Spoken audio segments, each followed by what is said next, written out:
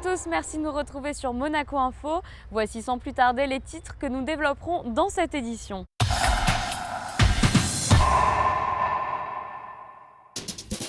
Direction le stade nautique Régnier 3 pour la réouverture de la piscine dès vendredi.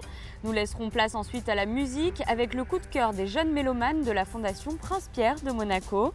Et nous terminerons ce journal avec des ateliers créatifs pour les plus jeunes à la Villa Saubert. Pour ouvrir ce journal, nous nous rendons au stade nautique Régnier 3. Dès ce vendredi, les premiers baigneurs pourront regagner les transats et le bassin de la piscine située sur le port Hercule. Retrouvez toutes les nouveautés de cette saison 2015 avec Frédéric Elion. Il y a quelques semaines encore, on pouvait y pratiquer le patinage ou le kart sur glace. Depuis, la glace a laissé place à l'eau, une traditionnelle métamorphose pour le stade nautique Régnier 3.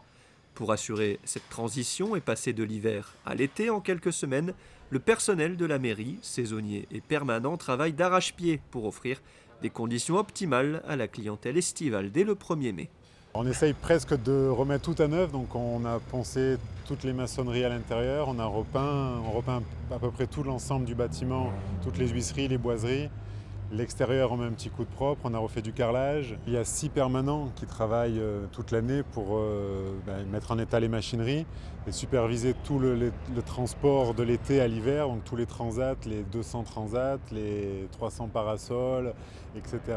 Donc il y a 6 permanents qui s'occupent de ça. Et après, il y a 23 saisonniers qui viennent en appui de ces gens-là pour faire les plagistes, les caissières, les surveillants de cabine, pour pouvoir accueillir les clients, et aussi 11 maîtres nageurs qui viennent pour la sécurité du bassin tout le long de l'été. La vie de la piscine évolue, avec tout d'abord les nageurs du matin qui laissent place ensuite aux familles qui restent la journée. Entre midi et 2, les sportifs viennent s'entraîner dans cette eau salée en piscine extérieure. Pour cette saison 2015, plusieurs nouveautés seront proposées. D'abord, ce qu'on avait promis il y a quelques mois, vers le mois de mars, c'est d'offrir la gratuité à tous les monégasques et résidents de plus de 65 ans. À partir du 1er mai, ce sera fait. Si vous avez plus de 65 ans, que vous êtes résident en principauté, vous avez accès gratuitement à cette piscine, mais également à la piscine de Saint-Charles. Deuxième bonne nouvelle, celle-là on ne l'avait pas annoncée, c'est qu'on a créé le tarif matin. C'est-à-dire que pour les personnes qui viennent entre 9h et 11h30, ils pourront bénéficier d'un tarif très intéressant, très avantageux, pour pouvoir faire ces longueurs le matin et ensuite libérer la place pour ceux qui préfèrent passer la journée. Et je dirais encore une petite chose, la petite cerise sur le gâteau, c'est que cette année, grâce à des conditions un petit peu exceptionnelles de maîtres nageurs, qu'on peut employer aussi des gens qui étaient à Saint-Charles, on va pouvoir offrir un petit réveil musculaire aquatique. Et ce réveil musculaire sera gratuit. L'an passé, le stade nautique Régnier 3, c'était plus de 72 000 entrées et 2500 leçons de natation dans le bassin. La saison démarrera vendredi 1er mai et s'étendra jusqu'au 11 octobre 2015. Dans le reste de l'actualité, en bref et en images. Le ministre d'État a poursuivi ses visites au cœur des entreprises monégasques. Michel Roger s'est rendu mardi matin au sein de la société 3X Engineering, accompagné notamment par le conseiller de gouvernement pour les finances et l'économie, Jean Castellini. Cette entreprise est spécialisée dans les systèmes de réparation de conduites d'eau, de gaz, de pétrole et d'électricité. Elle est située dans le quartier de Fontvieille. Traditionnellement, à l'approche du 1er mai, des membres du Conseil national rendent visite aux aînés dans différents établissements gériatriques de la Principauté. Comme vous pouvez le voir sur ces images, 6 conseillers se sont rendus mardi à la résidence Aquietou-Diné. Une occasion pour eux d'offrir le traditionnel brin de muguet et d'échanger de manière privilégiée avec les résidents.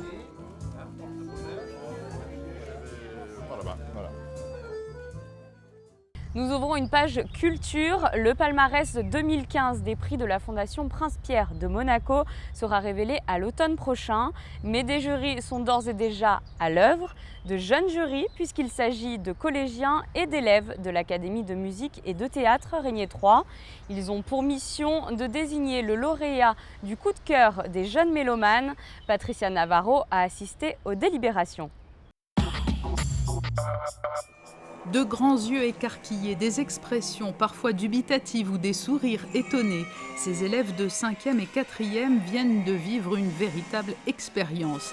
Ils ont participé à une grande séance d'éveil à la musique contemporaine à l'initiative de la Fondation Prince-Pierre. Tous ces jeunes ont été choisis pour élire le lauréat du prix 2015 du coup de cœur des jeunes mélomanes. Mais pour cela, il a fallu en quelque sorte préparer leurs jeunes oreilles.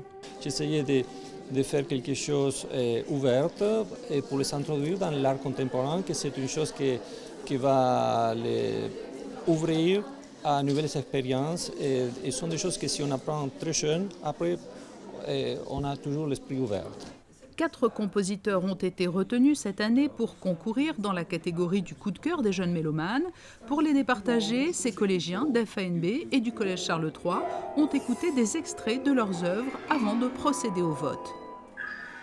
Il y a beaucoup de musique à découvrir, ça c'est intéressant, mais après il faut s'y habituer. Comment pourrait-on décrire la musique contemporaine avec tes mots, toi, de collégien ? Assez forte, avec beaucoup de bruit, de sons, d'instruments. Et je dois reconnaître que c'est pas trop la musique que je préfère, mais c'était assez intéressant de savoir qu'est-ce que c'était la musique contemporaine.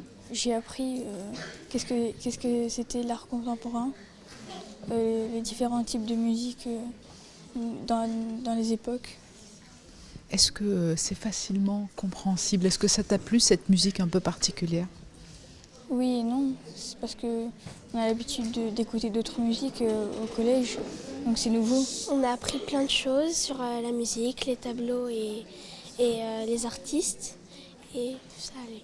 C'est intéressant de connaître comment ça s'est fait et de la découvrir avec quelqu'un qui nous explique bien et qu'on écoute des extraits pour savoir à quoi ça ressemble et tout ça. J'ai voté pour Francis au vol parce que c'est une musique assez surprenante qui est bien rythmée, je trouve, et puis qui est jolie à entendre. Ce qui m'intéresse, c'est la notion de dépaysement. C'est ce que j'essaye de faire modestement avec mes classes au quotidien, c'est d'introduire des auteurs modernes, des auteurs contemporains, notamment des poètes, puisque je suis très amateur de poésie. Et ce qui m'a intéressé ici, c'est que les élèves étaient déconcertés. Et justement, quand on est déconcerté, quand on est face à l'inconnu, à des choses nouvelles, eh bien, c'est là où on apprend véritablement. Nous ne vous dévoilerons pas dans ce reportage le résultat des votes, même si un compositeur semblait largement se détacher. Pour connaître son nom, il faudra attendre la remise des prix qui aura lieu au début de l'automne prochain. Direction la Villa Saubert où sont organisés des ateliers créatifs pour les enfants. Durant toutes les vacances scolaires, le nouveau musée national de Monaco accueille les tout-petits pour différents stages artistiques et ludiques. Vanessa Dessy vous en dit plus. Laisser libre cours à son imagination, chercher, observer et retranscrire sur papier, une mission que ces tout-petits prennent vraiment à cœur. La Villa Saubert propose des ateliers créatifs aux enfants durant toutes les vacances scolaires. Théâtre, visite d'exposition, dessin, l'important est de donner goût à l'artistique dès le plus jeune âge. Ce stage a été élaboré à partir des œuvres de la Villa Saubert, que nous exposons en ce moment dans le cadre de l'exposition Construire une collection. Et à partir des différentes œuvres, nous avons élaboré des ateliers. Et les enfants, en fait, tous les jours font des ateliers différents. Les enfants qui sont inscrits en général ont beaucoup d'imagination. Et nous, nos stages sont plutôt centrés justement sur l'imagination, la créativité et non pas sur les connaissances. Ce mardi après-midi, le petit groupe d'une dizaine d'enfants a eu la chance d'écouter les précieux conseils d'un artiste. Thierry Schiaparelli a donné de son temps pour transmettre sa passion du dessin. J'ai choisi de les faire travailler autour d'un thème que j'ai imaginé, qui serait une sorte de portrait de la Villa Saubert. Donc, et je leur ai montré 2 artistes qui me paraissaient importants pour réaliser ce projet et qui avaient un travail un peu dans cette veine. Donc il s'agit un petit peu de faire des assemblages avec des éléments que l'on trouve aussi bien dans la nature pour les végétaux, mais aussi l'architecture. Je les trouve très motivés. Moi, c'est un petit peu la première fois parce que moi, mes élèves sont un petit peu plus grands, donc je n'ai pas trop l'habitude de faire ça avec des enfants en bas âge. Et donc là, oui, ça se passe très bien. Ils se baladent dans le jardin et l'idée, c'est d'observer, de regarder, de récolter, d'imaginer. Carnet de croquis à la main, les enfants ont pris plaisir à dessiner dans les jardins de la Villa Sauber. Après leur journée, les petits artistes en herbe semblent totalement conquis. C'est mon deuxième stage, alors j'adore les stages. Ça nous fait apprendre plein de choses et on découvre des artistes qu'on ne connaissait pas. On a un peu appris que les végétaux, il faut les chercher et après les construire. Parce que ça ne se fait pas tout seul, il faut regarder, observer. Tout ça, il faut avoir son œil bien placé pour tout regarder. Il faut regarder tout ce qu'on voit et on peut s'imaginer de beaucoup de choses. On fait d'abord les gros trucs et après les petits trucs. Comme par exemple, tu fais d'abord la tête, après les yeux, après le nez, après la bouche, etc. Le nouveau musée national de Monaco accueillera également des enfants cet été pour de nouveaux stages artistiques. Et avant de refermer ce journal, je vous rappelle qu'à l'occasion de la fête du travail ce vendredi 1er mai, aucun bus de la CAM ne circulera en principauté. Voici pour l'essentiel de l'actualité. Je vous propose à présent un aperçu de la météo de ces prochains jours. Jeudi, le soleil sera doux et parsemé de quelques nuages. Il fera 15 degrés le matin et 20 degrés au plus chaud de la journée. Vendredi, en ce jour férié, le soleil sera voilé sans toutefois de dégradation notable du temps. Les températures seront douces avec 16 degrés le matin et 21 degrés dans l'après-midi. Samedi, belle journée ensoleillée, il fera jusqu'à 22 degrés dans l'après-midi. Et finalement dimanche, le soleil sera moins franc que la veille. Gêné par quelques nuages, il y aura peu de changements au niveau des températures.